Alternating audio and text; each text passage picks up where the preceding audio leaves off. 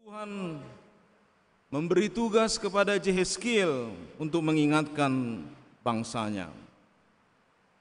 Yehezkiel diberi tugas untuk menjaga umat Israel supaya mereka tidak terlalu jauh menyimpang, supaya mereka tidak terlalu jauh terperosok di dalam dosa dan ketidaktaatan. Yehezkiel diperintahkan untuk memperingatkan bangsa Israel agar mereka bertobat.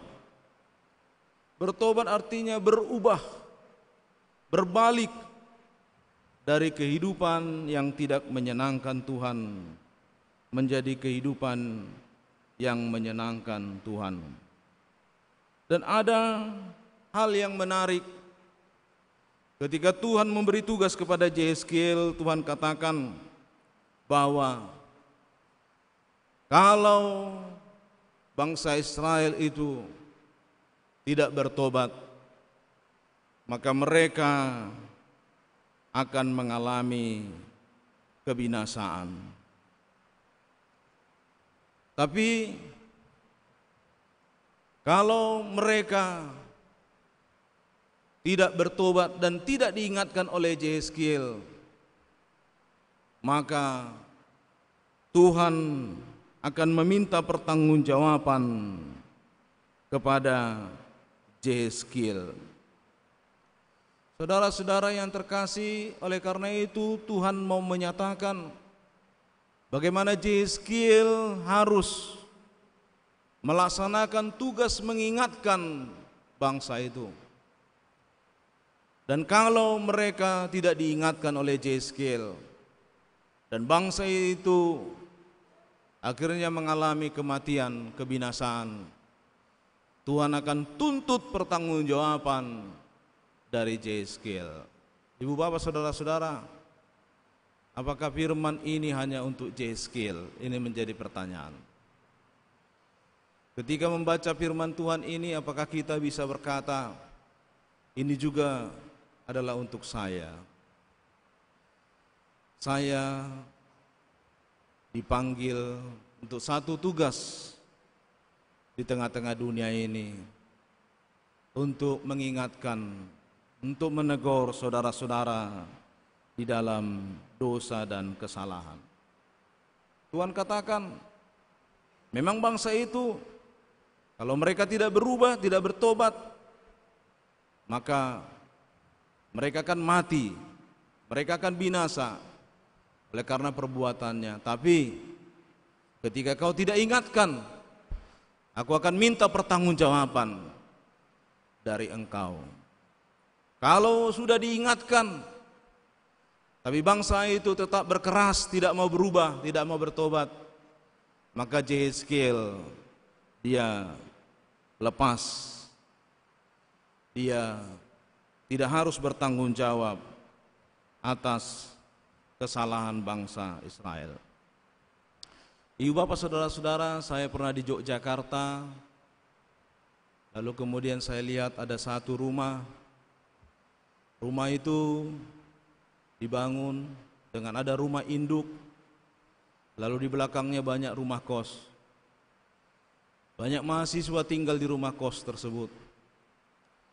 Mereka harus membayar setiap bulan uang kos.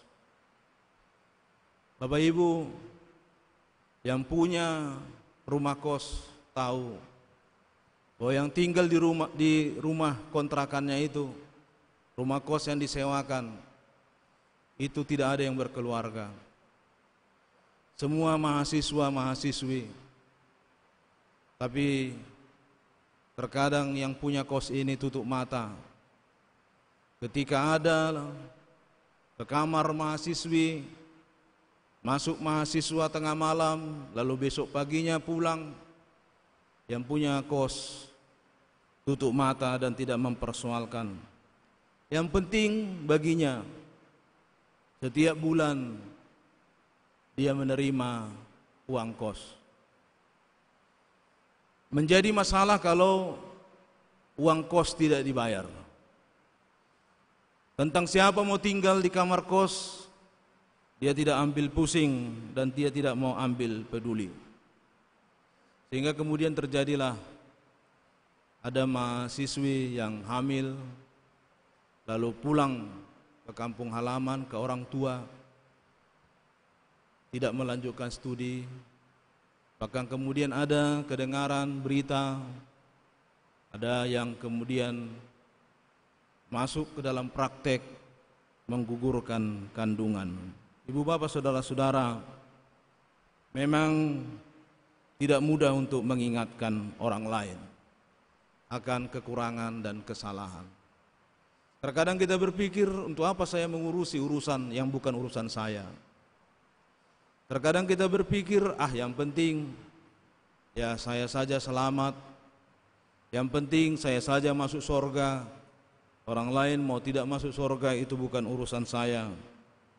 Bapak ibu saudara-saudara, melalui firman Tuhan ini kita diingatkan ada sebuah tanggung jawab, ada sebuah panggilan untuk ambil bagian di dalam pelayanan di ladang Tuhan. Mengingatkan saudara-saudara kita yang barangkali mereka lalai, barangkali mereka khilaf, barangkali mereka tidak sadar oleh gemerlap dunia ini. Kehadiran kita dibutuhkan oleh mereka. Mungkin awalnya mereka tidak suka, tapi pada akhirnya barangkali mereka akan menyadari apa yang kita sampaikan kepada mereka adalah sebuah kebenaran. Ibu bapak saudara-saudara, beberapa hal yang patut kita renungkan, mengapa Tuhan menginginkan kita menegur saudara-saudara kita, dan bagaimana cara kita di dalam menegur. Yang pertama Bapak Ibu saudara-saudara, landasan untuk mengingatkan, landasan untuk menegur adalah kasih. Karena kita mengasihi mereka, karena kita mau peduli kepada mereka, kita memperhatikan mereka, didorong oleh kasih. Ada sebuah kisah nyata. Seorang anak berusia 6 tahun. Anak ini agak aktif, suka pegang sana pegang sini. Kadang karena aktifnya lari sana lari sini, mau ada sepeda motor, akhirnya terjatuh, kena tabrak. Baru dia punya keingintahuan yang besar. Kadang dia pegang-pegang sepeda motor, dia pegang pentil, dia buka pentil sepeda motor itu, akhirnya kempes. Psst. Akhirnya baru larilah dia. Anak ini sangat aktif, umurnya masih 6 tahun. Suatu ketika dia memanjat pohon mangga. Dia panjat pohon mangga di komplek gereja. Kemudian ada bapak-bapak yang melihat anak itu memanjat. Anak ni seon ini. Anak siapa ini katanya. Lalu kemudian bapak-bapak itu berkata, berani kali anak ini. Ini cocok ini jadi tentara katanya. Kalau tentara ini bisa jadi Kopassus ini katanya. Mendengar ini anak ini makin semangat memanjat pohon ini ke atas. Lalu ada bapak-bapak lain yang melihat anak itu, ambilkan mangga yang besar itu katanya, yang mulai kuning. Datang anak ini, diambilnya, dilemparnya ke bawah. Anak bapak-bapak di bawah ini makin senang. Ambil sana lagi yang di ujung sana katanya. Padahal ranting mangga itu udah mulai rapuh. Anak itu nggak peduli, dia panjat makin ke atas, makin tinggi. Dia tidak peduli bahwa itu sudah membahayakan dirinya. Sampai kemudian ada seorang bapak datang. Bapak ini bawa ranting, ya, ranting kayu. Lalu dia berteriak kepada anak ini, turun kau katanya. Kalau kau nggak turun nanti kupukul kau, kata si bapak ini. Lalu anak ini ketakutan. Lalu dia mulai turun perlahan-lahan. Bapak ini marah sekali. Bapak ini kemudian pegang tangan anak itu setelah turun.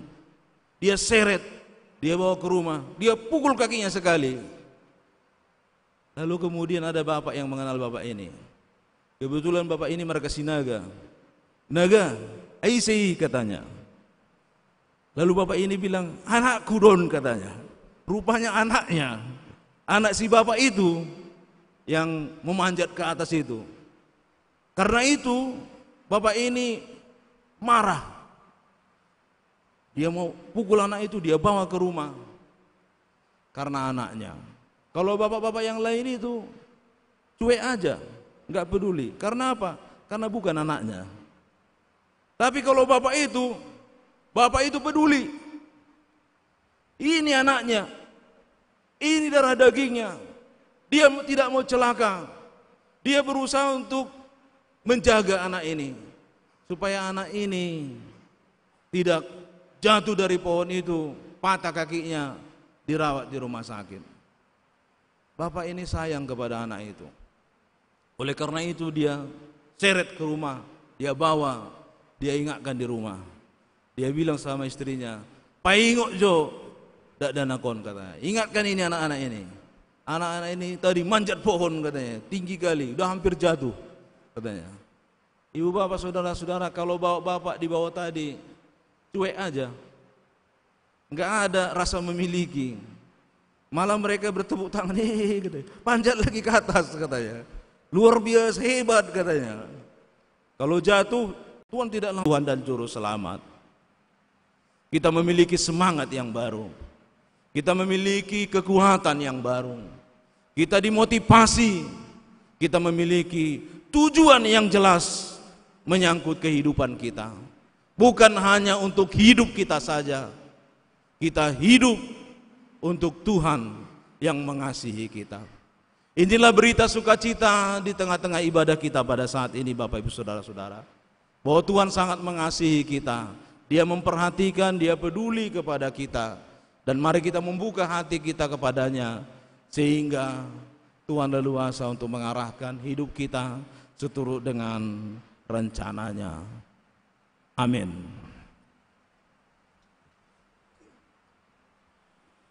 Terima kasih Bapa di sorga atas firman-Mu yang kami dengarkan. Bapa, kiranya hidup kami mengalami kehidupan yang diubahkan di dalam Tuhan. Sebagaimana firman Tuhan yang berkumandang saat ini, kami boleh hidup di dalam pertobatan sebagaimana yang Tuhan inginkan. Tentang keberadaan kami sering sekali jatuh, kami sering sekali gagal, kami lalai. Tapi kami bersyukur untuk Engkau yang telah menebus kami, sehingga kasih-Mu nyata dalam hidup kami. Terpujilah Engkau Bapa, Tuhan yang Maha Baik, dalam Kristus Yesus. Amin. Kita bernyanyi.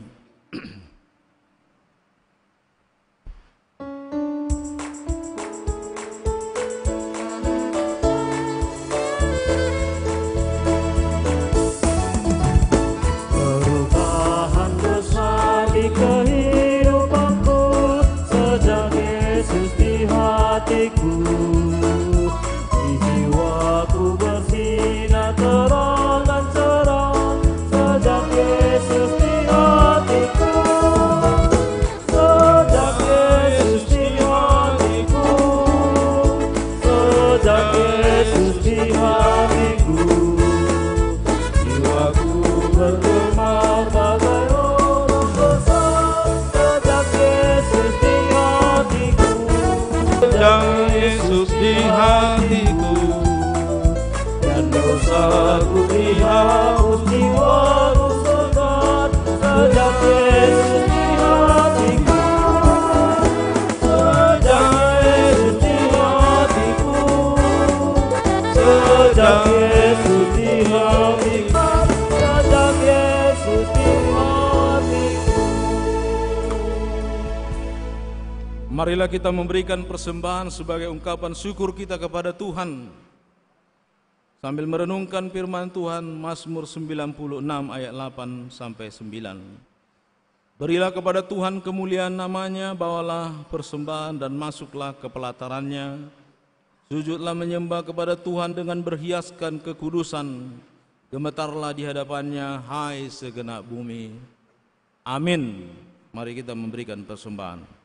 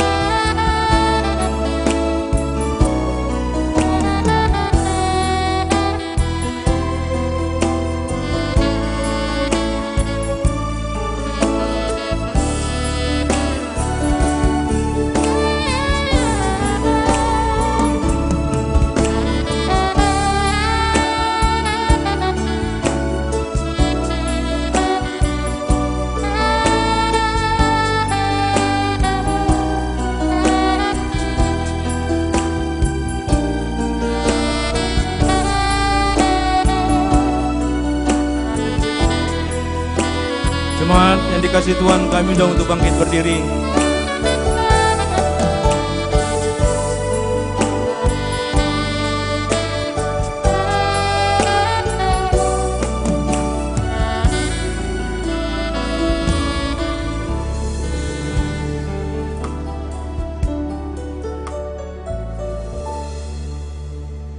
Marilah kita merendahkan hati di hadapan Tuhan.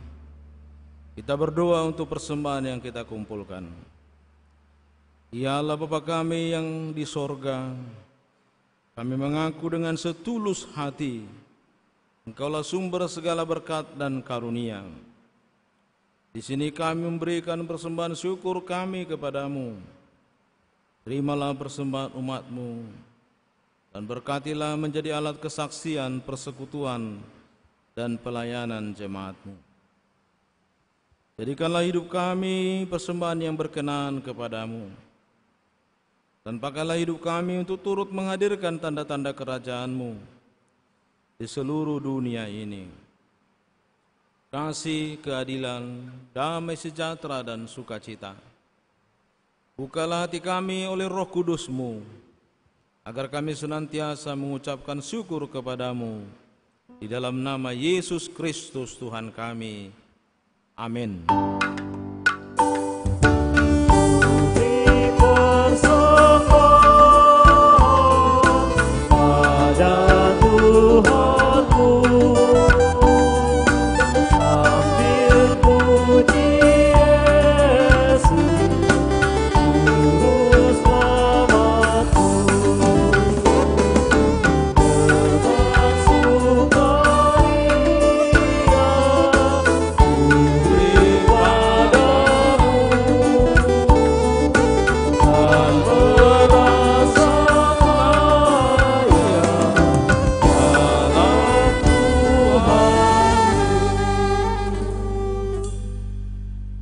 Bapa kami yang di sorga, dikuduskanlah namamu. Datanglah kerajaanmu. Jadilah kehendak-Mu di bumi seperti di sorga. Berikanlah kami pada hari ini makanan kami yang secukupnya. Dan ampunilah kami akan kesalahan kami, seperti kami juga mengampuni orang yang bersalah kepada kami. Dan janganlah membawa kami ke dalam pencobaan, tetapi lepaskanlah kami dari yang jahat.